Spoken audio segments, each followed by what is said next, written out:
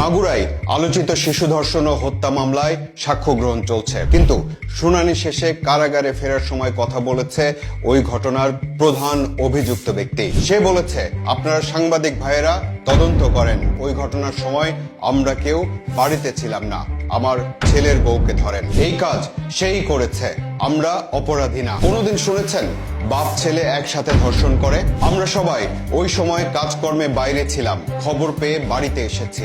অথচ এই ব্যক্তি গত 15ই মার্চ 164 ধারায় স্বীকারোক্তিমূলক জবানবন্দি দিয়েছে, আর এখন বলছে অন্য কথা। কিন্তু চলমান মামলা নিয়ে আদালত প্রাঙ্গণে তার এমন কথা বলার কারণ কি? বিচারের দীর্ঘসূত্রিতা তৈরি করা, পাবলিক সেন্টিমেন্টকে ভিন্ন খাতে নিয়ে যাওয়া, নাকি ঘটনার মোড় ঘুরিয়ে দেয়া? কোনটা সত্য কোনটা মিথ্যা? আমরা তাকিয়ে আছি বিচার প্রক্রিয়ার দিকে, আমরা তাকিয়ে আছি বিজ্ঞ আদালতের দিকে।